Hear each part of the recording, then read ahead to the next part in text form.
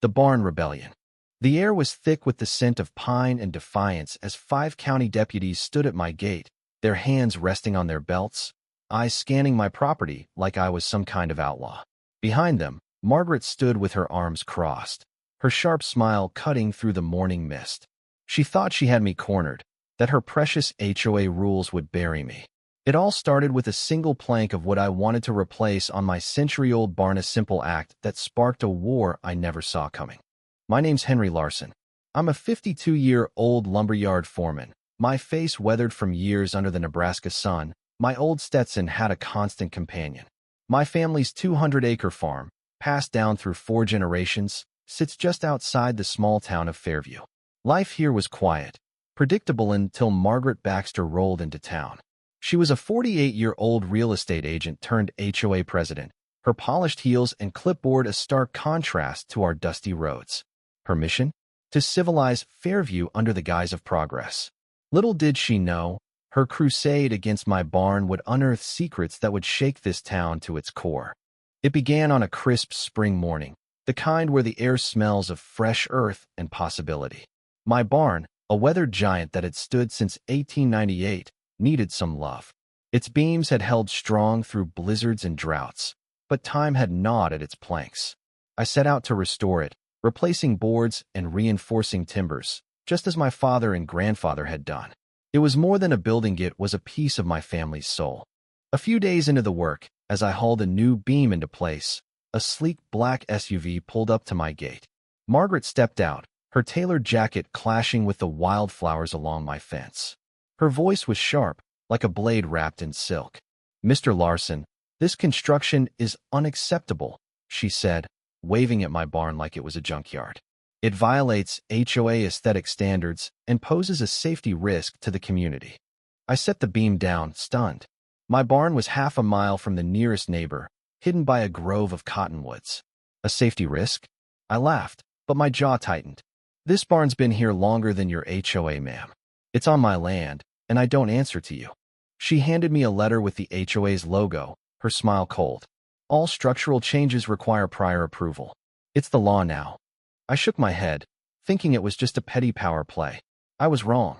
A week later, a certified letter arrived, accusing me of violating HOA rules and slapping me with a $500 fine for fixing my barn. If unpaid, it would double weekly. I called Margaret, my voice steady but simmering. "My farm's not part of your gated community. What gives you the right?" Her reply was icy. "All properties in Fairview fall under our jurisdiction now, Mr. Larson. Pay the fine or face the consequences." That was the moment I felt eated deep, burning injustice. Margaret wasn't just after my barn, she was after control. She escalated her attack, spreading lies that my barn was a crumbling hazard, a breeding ground for rats that would tank property values. Neighbors I'd known for decades, folks I'd shared beers with at summer barbecues, started avoiding me. Some crossed the street when they saw me in town. Others whispered behind my back.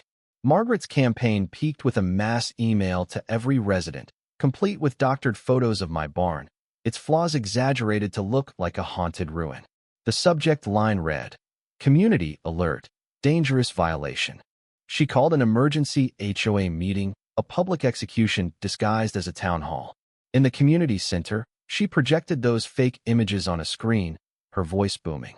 "This eyesore threatens our safety and our values," she declared, pointing at a pixelated photo of my barn. "Henry Larson thinks he's above the rules."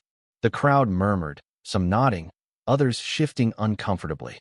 I stood to defend myself, but Margaret cut me off. "Sit down, Mr. Larson. This is for law-abiding citizens, not rebels." Her words stung, but the silence from my neighbors hurt more.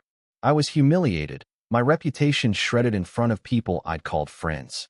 That night, under the glow of my kitchen lamp, I made a choice.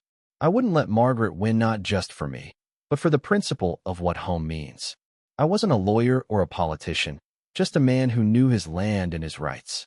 I started at the county library, digging through dusty records, land deeds, and HOA bylaws. Late nights blurred into weeks as I traced the history of Fairview's regulations. I found gold. Margaret's HOA had illegally amended its rules.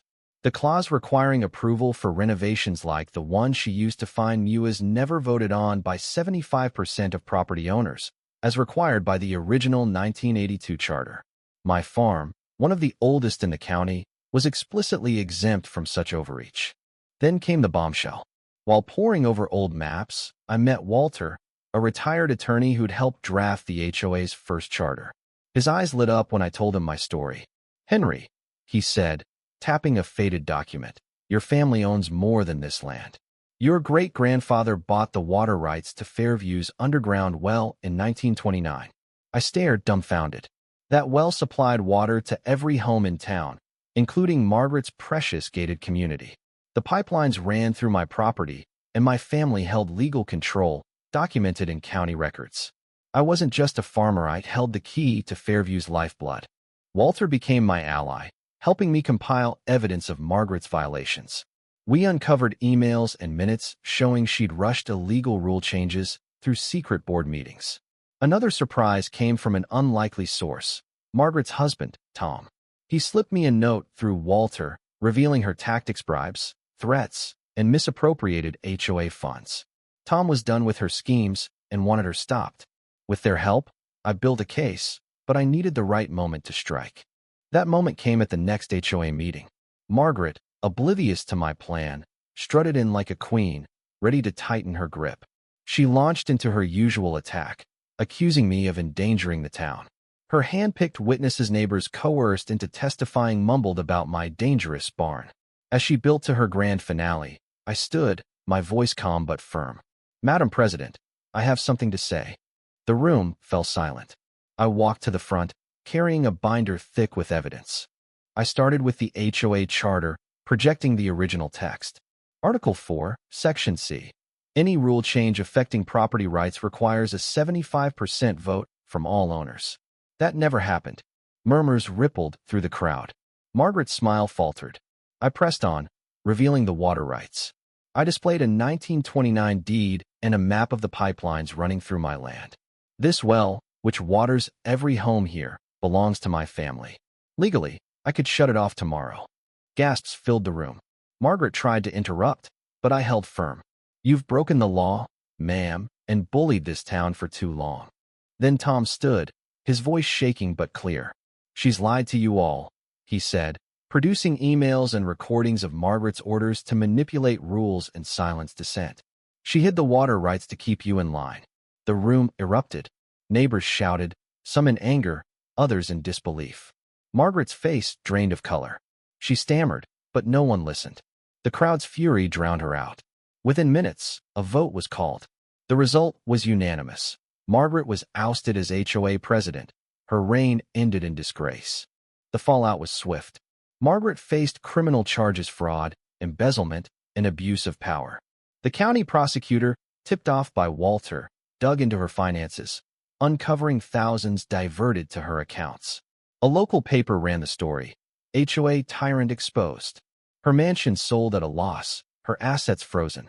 One night, she slipped out of Fairview, a shadow of her former self, never to return. The town changed overnight. A new HOA board, led by honest locals, rewrote the bylaws to prioritize fairness.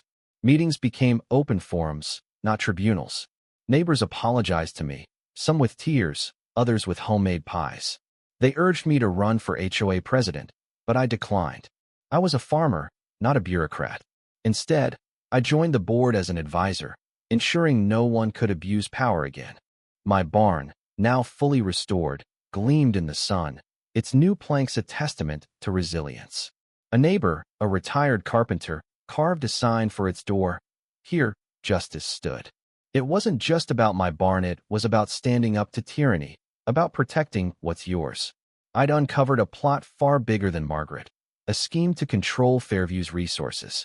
By defending my land, I'd save the town. As I walk my fields today, I feel peace, but also purpose. I'm no hero, just Henry, a man who loves his land and knows right from wrong. My story proves that one person, armed with truth and grit, can topple even the mightiest bully. Fairview's free now, and it'll stay that way as long as I'm here. What do you think? Have you faced injustice or abuse of power in your life?